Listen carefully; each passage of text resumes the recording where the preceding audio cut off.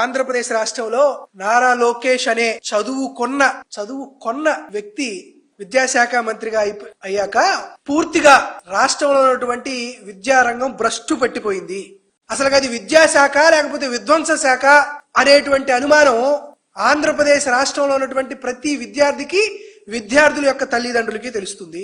పాప నారా లోకేష్ పేరు మారిపోయింది. నారా లోకేష్ పేరు ఫస్ట్ నారా పేరు నీరో అయింది, లోకేష్ పేరు సూట్ కేసు అయింది. ఇప్పుడు సకల విఫల విద్యాశాఖ మంత్రిగా పాప నారా లోకేష్ ఆల్ టైమ్ రికార్డుకి చాలా దగ్గరగా ఉన్నాడు. మనకి ఆల్ రావు, ఏబిసిడీలు రావు, కానీ ఈయన మాత్రం విద్యాశాఖ మంత్రి అయ్యాడు. ఈయన విద్యాశాఖ మంత్రి అయిన కాడి నుండి ఆంధ్రప్రదేశ్ రాష్ట్రంలో విద్యార్థుల యొక్క జీవితం చిన్నాభిన్నం అయిపోతున్నటువంటి పరిస్థితులు మనందరం చూస్తున్నాం. అయితే ఈ నారా లోకేష్ విద్యాశాఖ మంత్రి అనుకోవట్ల, వినోదపు శాఖ మంత్రి అవుతున్నాడు. ఎప్పుడో 22 నెలల క్రితం అధికారంలో ఉన్నటువంటి వైఎస్ఆర్ కాంగ్రెస్ పార్టీ సర్కారు పైన, జగన్మోహన్ రెడ్డి గారి పైన విషం చిమ్ముతూ ఆర్ఓ ప్లాంట్లు పనిచేయట్లేదు, అధికారులు పట్టించుకోవట్లేదు, 230 కోట్ల రూపాయలు వృధా అయిపోయినాయి అని చెప్తున్నారు.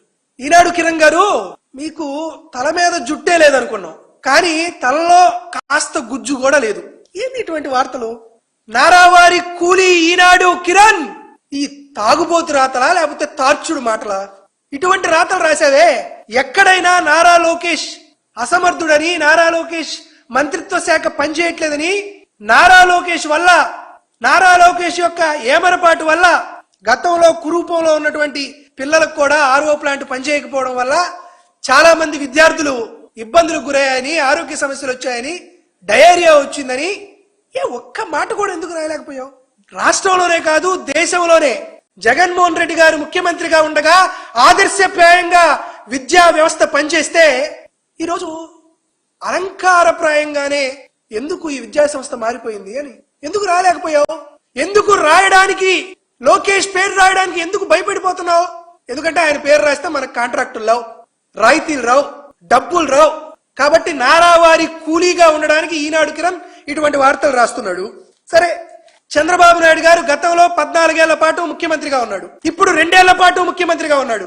ఈ రోజు మెడ మీద తలకాయ ఉన్నటువంటి ఎవరి తెలుగుదేశం పార్టీ కార్యకర్తలు ఎవరైనా కానీ, నాయకులు ఎవరైనా కానీ, కేవలం జగన్మోహన్ రెడ్డి గారు 5 ఏళ్ల పరిపాలనలో, చంద్రబాబు నాయుడు గారు 16 ఏళ్ల ముఖ్యమంత్రి పరిపాలనకి రాండి ఓపెన్ డిబేట్ పెట్టుకుందాం. జగన్మోహన్ రెడ్డి గారు కేవలం 5 ఏళ్ల పరిపాలనలో, 2 ఏళ్లు కరోనా తీసేస్తే 3 ఏళ్ల పరిపాలనలో ఈ రాష్ట్రంలో 27,593 వాటర్ ప్లాంట్స్, ఆర్ఓ ప్లాంట్స్ ప్రభుత్వ పాఠశాలలో పెట్టి విద్యార్థులకు రక్షిత మంచినీటి, తాగునీటి సౌకర్యాన్ని కల్పించారు.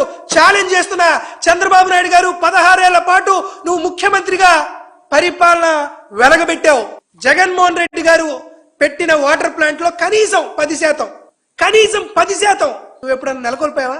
జగన్మోహన్ రెడ్డి గారు బిగించకుండానే, ఆర్ఓ ప్లాంట్స్ బిగించకుండానే గాలికి వదిలేశారని రాశారు. ఏం తప్పుడు మాటలు, తప్పుడు రాతలు. ఇది నాడు నేడు ఫేజ్ 1 కి సంబంధించినటువంటి డాక్యుమెంట్. నాడు నేడు ఫేజ్ 1 కి సంబంధించి ఫేజ్ 1 లో drinking water supplies 12,948 RO plants Jaganmohan Reddy గారు ముఖ్యమంత్రిగా ఉండగా పాఠశాలలో నెలకొల్పి సుమారుగా 179 కోట్ల రూపాయలు ఖర్చు చేశాడు. ఫేజ్ 2 ఎప్పుడిది?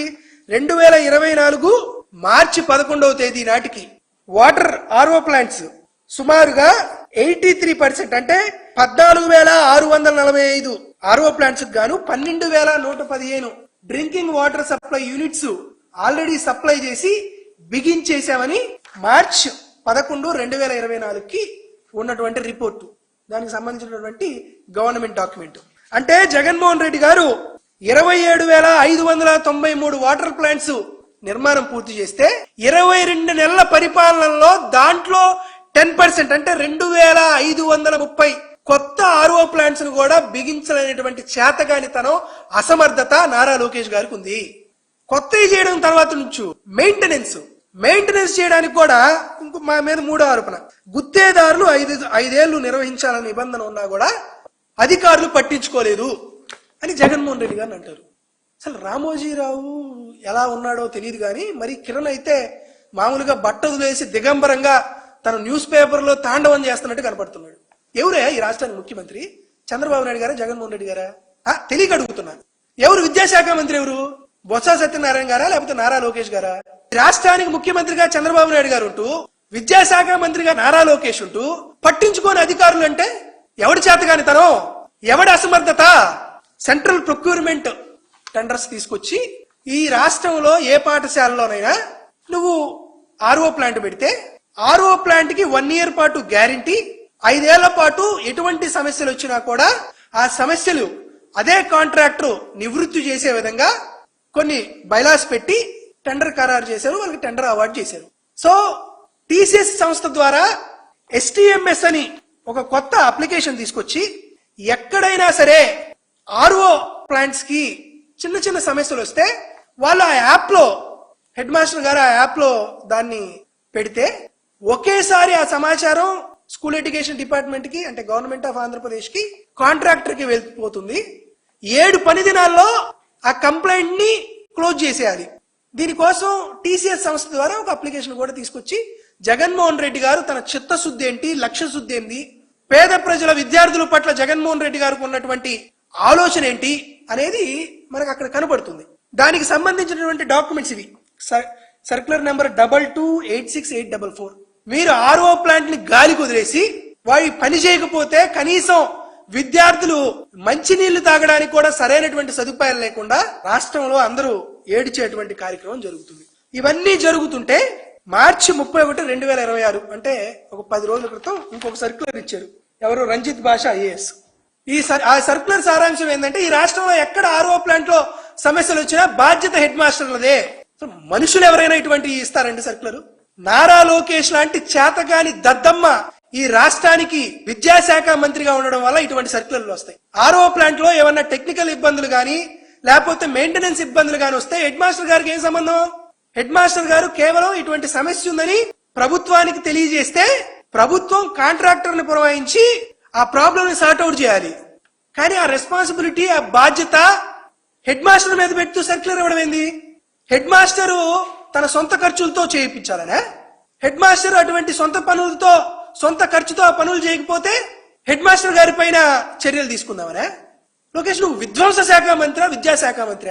ఆయన తీసుకొచ్చినటువంటి 38,000 పాఠశాలలో ఏ రోజైనా మీరు పేరు చెప్పండి, ఊరు చెప్పండి, ఆ పాఠశాల చెప్పండి, జగన్మోహన్ రెడ్డి గారు ఆ పాఠశాలలో ఎటువంటి సదుపాయాలు కల్పించి విద్యార్థులకు ఏ స్థాయిలో సదుపాయాలు కల్పించారో చూపించడానికి ప్రతిపక్షంలో ఉన్న వైఎస్ఆర్ కాంగ్రెస్ పార్టీ సిద్ధంగా ఉంది. మీరు ప్రభుత్వంలో ఉన్నారు కదా, రాష్ట్ర ప్రభుత్వ నిధులతో నువ్వు నిర్మించినటువంటి లేదా నువ్వు బాగు చేసినటువంటి ఒక్క స్కూల్ అయినా లోకేష్ గాని చంద్రబాబు నాయుడు గాని చూపించమని చెప్పండి, చెప్తా. విద్యార్థులకు ట్యాబులు లేవు, స్మార్ట్ టీవీలు లేవు, IFP ప్యానల్స్ లేవు, సబ్జెక్ట్ టీచర్స్ లేవు, టోఫెల్ లేదు, IB కరికులర్ యాక్టివిటీస్ లేవు, చదువుకోవడానికి కనీసం ఆడుకోవడానికి ప్రాంగణం లేదు. ఈనాడు కిరణ్ గారు రమాదేవి స్కూలో, నారాయణ స్కూలో, లేకపోతే కార్పొరేట్ కి సంబంధించినటువంటి సంస్థలే బాగుండాలని చంద్రబాబు నాయుడు గారు, నారా లోకేష్ గారు ఉద్దేశపూర్వకంగానే ప్రభుత్వ పాఠశాలల్ని తీవ్ర స్థాయిలో నెగ్లిజెన్స్ చేసి, నిర్లక్ష్యం చేసి విద్యార్థులు చదువు మాని పారిపోవాలనేటువంటి స్థాయిలో నారా లోకేష్ గారి వ్యవహార శైలి కనపడుతుంది. కాబట్టి వైఎస్ఆర్ కాంగ్రెస్ పార్టీ తరఫున ఈ ప్రభుత్వాన్ని, నారా లోకేష్ ని ఒక డిమాండ్ చేస్తున్నాం. యుద్ధ ప్రాతిపదికన నాడు నేడు పనుల్ని ప్రారంభించాలి. పాఠశాలలో ఉన్నటువంటి అన్ని రకాలైనటువంటి మౌలిక సదుపాయాలు పూర్తి చేయడానికి ఒక టైం లైన్ ని ప్రకటించాలి. కేవలం 4-5 పని దినాల్లో ఈ రాష్ట్రంలో ఎక్కడైతే ఇబ్బందులు ఎదుర్కొన్నటువంటి ఆర్ఓ ప్లాంట్లన్నీ మళ్లీ ఉనికిలోకి తీసుకురావాలి.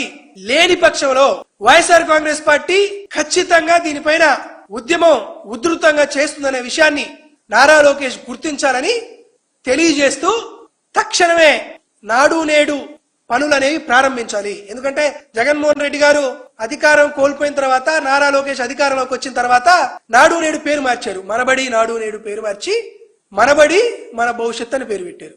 ఇక ఆ రోజు నుంచి బడి లేదు, భవిష్యత్తు లేదు ఈ రాష్ట్రానికి.